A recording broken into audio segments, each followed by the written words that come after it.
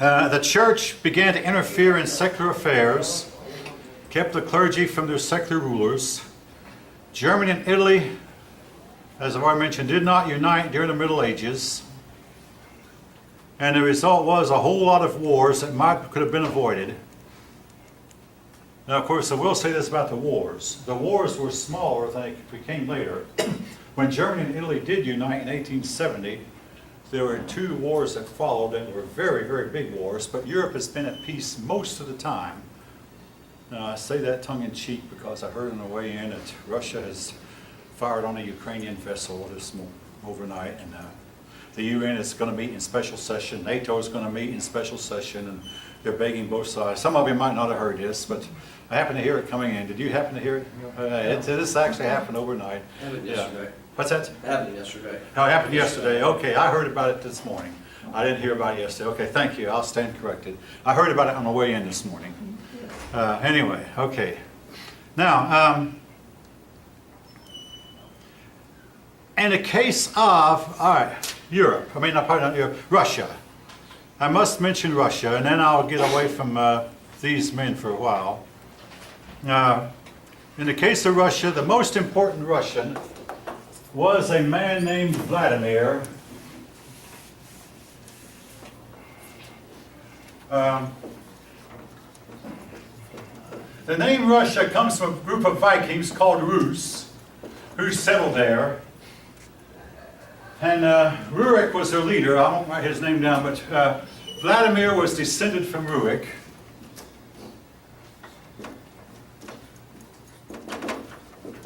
Well, Vladimir worshipped Thor and Odin and those Norse gods, but then he noticed that all around him, nobody else was worshiping those gods. Those gods had kind of fallen out of favor. So he decided, I think I need to find me a new religion. So he went and visited 4 different religious groups: Islam, Roman Catholicism, Judaism, and Orthodox Catholic. All right, well, starting with the Jews, he said the Jews he couldn't become a Jew because any God who was too weak to keep his people in their homeland was too weak for him. This was his view, not mine. So he abandoned Judaism, right off the bat. Now, this is interesting. He's next checked out Islam. Well, the problem with Islam forbade drinking. And anyone who knows anything about the Russians know, and I've had more than one student say that the Russians love to drink. And he did not want to have any religion that would forbid drinking, so no, not Islam. Next, he looked at Roman Catholicism, but the problem with Roman Catholicism, he'd have to bow down to the authority of the Pope, because the Pope's claimed to be supreme. He said, no, I'm not going to let the Pope boss me around, I'm going to be on top. So he abandoned Roman Catholicism. Then he went to an Eastern Orthodox Catholic Church. He said it was like I entered into a new world.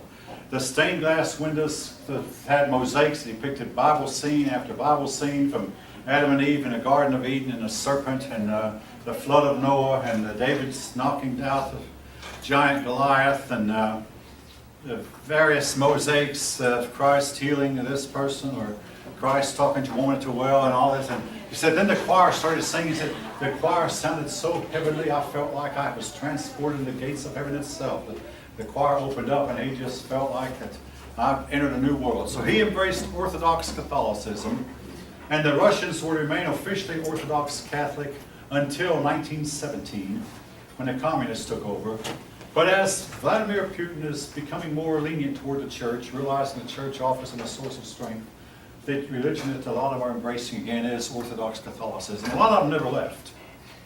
The Orthodox Catholic Church remains strong even after the communist takeover in 1917. Now, on a personal note, I ran into a man at Lockheed who converted from Protestantism to Orthodoxy, and he and I had numerous talks until he finally died of brain cancer. But I told him one reason I myself had trouble with embracing Orthodoxy is everywhere the Orthodox have been, and if you're Orthodox, I'm saying a fact now.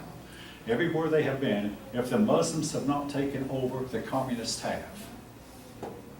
This is as true a statement as I can utter. Everywhere where they've been in charge, whether it's the Middle East, they were in charge in North Africa, they were in charge in Egypt, and Israel, and Syria, and in Turkey, and in Greece, and everywhere they've been. The Muslims moved in, and except for Russia, and in the case of Russia, the communists took over. I'm not going to get into why I think that is, but one thing I must say though, the Orthodox Church has always been under the control of the emperor. And it was so bad that when Lenin took over, the communists took over, Lenin appointed the Patriarch of Moscow. This is actually in the records, folks. In other words, if you can imagine a man who didn't even believe in God appointing the church officials. I don't think this still goes on, but basically, church and state were never separated. And again, I think this was one of the things that was to live. Okay, some years ago, me and some other Lockheed people watched a movie. The year was 1986, about Peter the Great.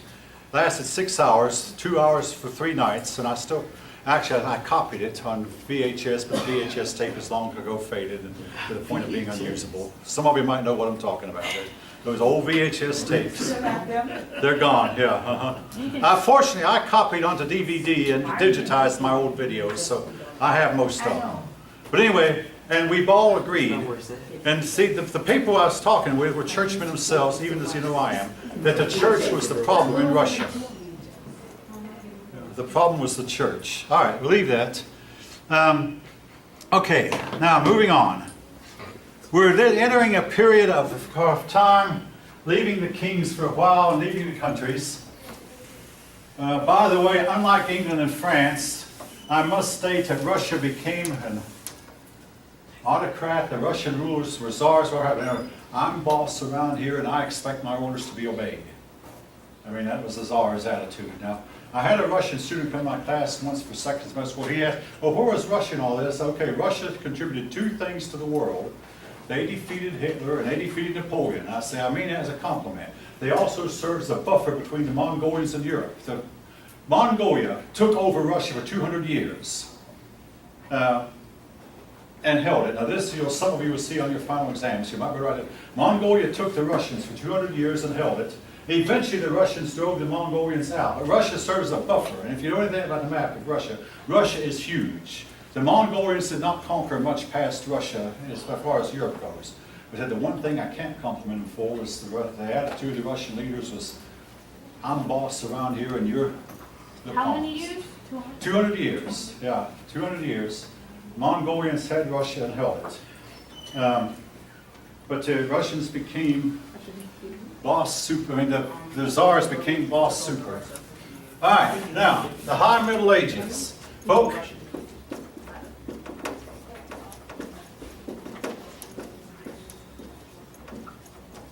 it is believed that the climate in the High Middle Ages was likely much, much hotter than our climate today. Now, that's very important, very relevant, because during the High Middle Ages, crops would grow farther north than they grow today. Greenland, the Vikings were living in Greenland and farming in Greenland just like they do in Norway. When they set up a colony in Nova Scotia, the Vikings did, in the year 1000, there's a species of grapes that we know from the description, the species of grapes of today will not grow any farther north than New Jersey. In those days, this same species of grapes was growing in Nova Scotia, much colder than New Jersey. The High Middle Ages was hot, and guess what? Plant life thrived. The people prospered. Europe's population greatly increased. It was a time of prosperity. I hope this is in your book, High Middle Ages. They won't tell you it probably was due to the global warming, but that's something else. The High Middle Ages was destined to come to an end when the climate cooled back down. Now, I wanted to remind you, some of you might have heard that happened just last week. There was a report issued by the climatologists of this country, the experts, who told about how terrible we're going to have it due to global warming. And that same day, Thanksgiving, the report was just Thanksgiving Day. That same day, Thanksgiving set a record for being the coldest Thanksgiving on record. Did any of you ever happen to hear that? You might have missed it, George. You heard it, yeah. It was our Thanksgiving we just had was the coldest Thanksgiving in this country on record. At the same day, the climatologist issued this report talking about the dire consequences of global warming. All right. Believe what you will, folk, but I'm telling you, what I can prove in history books, the climate has gone up and it's also gone back down. But during this time, more serfs were able to buy their freedom, and it was a time of prosperity. Europeans began to move from farm to town, and again, if this is essential, but if you're going to have locomotives and airplanes and automobile factories, you've got to have a bunch of people living together in cities. Farmers cannot build that kind of stuff. Trade increased. The population doubled between 1,000 and 1,300. Again, you can read this in your book. Conditions became more settled and peaceful. Iron came into widespread use, and of course a lot of this iron came from Africa. We know that, but iron was used for swords and armor, for axes, hoes, saws, hammers, and nails. Now, this was before steel was in widespread use. Now, your book has another tool called a scythe. Do any of you know what a scythe is by any chance? All right. A scythe is a greatly enlarged sickle. I mean, it's here. A scythe. Yes, yeah. Grim Reaper. Grim Reaper, yeah. The Grim Reaper carries a scythe. But you keep operating it, well, your back starts getting twisted after a while. All right, somebody know. And in the olden days, before the invention of the reaper, they used scythes to reap wheat, and it was backbreaking work. I mean, no, my dad had a scythe. But anyway, the old farmers had scythes. They're not in widespread use right now. But a new kind of plow, the Karuka, was invented, and that's a foreign word. The Karuka, let's see, I believe that may have two C's. Let me check. It's only one C, C-A-R-R-U-C-A. Now, here's the thing about the Karuka. It required many teams of horses to pull it. So what they would do, the farmers would all loan each other their horses. In other words, today we'll plow your field, and if they plow Mr. Smith's field, then tomorrow we'll plow Mr. Jones's field, then the next day they'd plow Mr. McDonald's field. But Mr. Jones would loan his horses, and Mr. Smith loaned his horses, and Mr. McDonald loaned his horses. And they might put about 20 horses pulling this Karuka plow.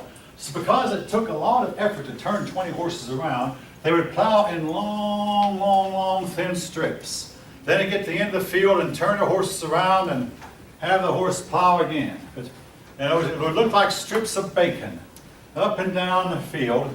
Again, the Karuka was a plow that took numerous horses, but they would use iron plows. For many years, Europeans had not used iron plows because they thought that iron would somehow destroy the soil and kill the food, but then they found out, hey, iron is okay to plow with. They also began to put their horses, use shoulder harnesses for their horses. In other words, the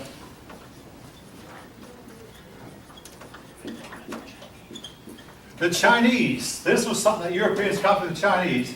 Before this time, they would put the harness around a horse's neck and then expect the horse to pull with a harness attached to its neck. But then they got the idea, put the harness on the horse's shoulder, and the horse could pull a whole lot more weight if the harness were down on the horse's shoulder instead of on its neck.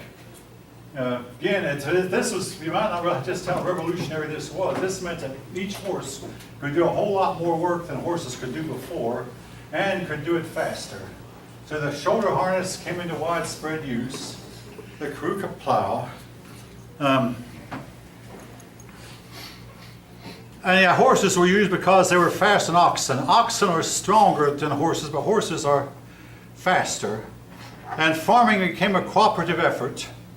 And farmers learned to contribute. Each farmer could help his neighbor out, and this would ensure the success of everyone.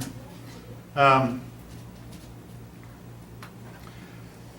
generally the farms were privately owned. And this is important because the communists came in and they said, the state owns a farm, and then it became collective farms. And very early in our history, we just celebrated Thanksgiving, but the reason we did was the first time we settled in this country, the governor said, all right, we're all going to farm this land together. And everybody would try to get together and pitch in and farm, but everybody complained that he's doing less work than I am, I do more work. And the result was they had a starving time. Then the governor divided the land into plots and said, okay, this is your plot, this is yours, and everybody worked. He said women would get up and work the fields whom he wouldn't even ask to work, they were so sick. But they would volunteer to get up and work, and then they had more than they needed. And the ones who had more than they needed gave to the ones who had less, and they had a big feast. That's our little American history lesson for today. But the farms at this time were privately owned and not collective farms.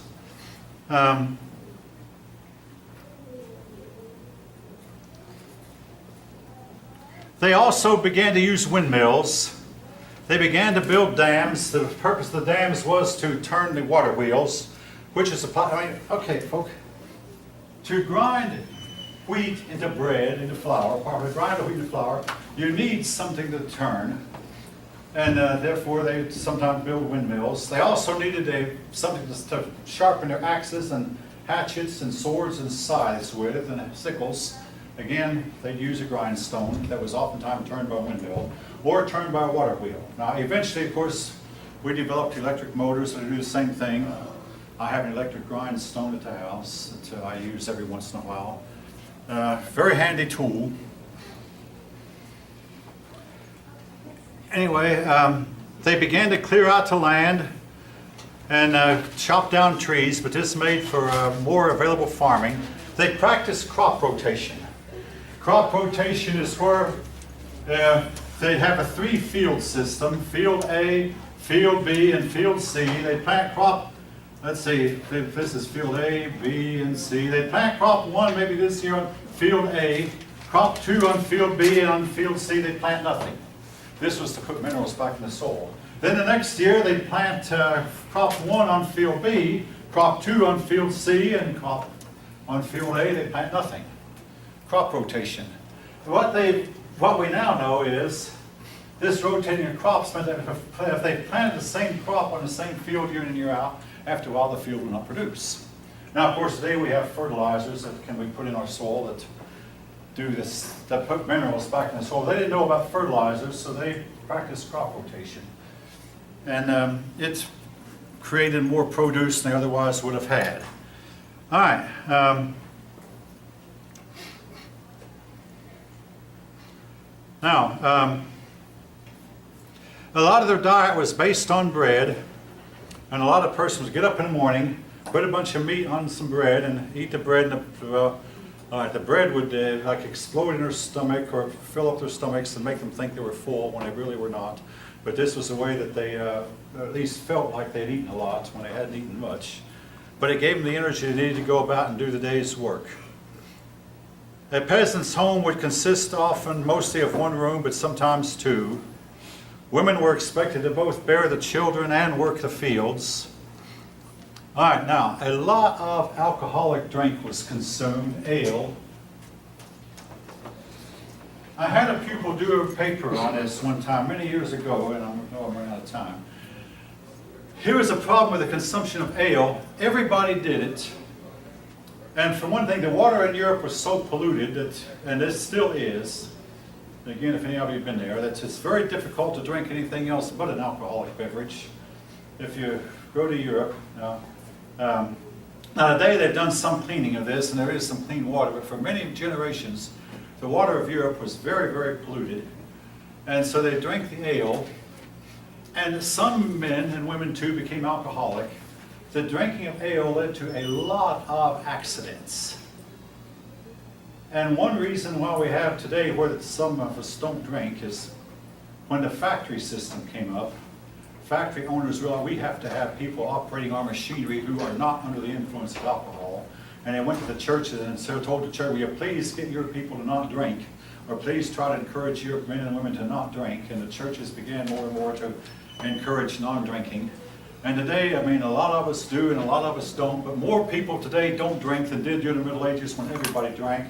And again, some people became alcoholic, and they had numerous accidents because a person under the influence of alcohol would take risks that he wouldn't take when he was sober. He'd get on a scaffold to do some work on a castle maybe, or to work on a church on a scaffold that would not hold his weight, and the scaffold would collapse and kill him fairly quickly. Again, the consumption of ale led to a lot of accidents, and the one reason we don't today was we tried to curb it. I mean, at Lockheed, if they thought the man was too drunk, they'd send him home. And something else too, I mean, if a cop pulls you over thinking you're drunk and you actually are, the penalty is pretty steep. There was a man at Lockheed who went before a judge after having been caught drinking while driving, and the judge said, don't do it again. He did it again, and he got 180 days into the slammer, and he served every day of it and lost his job.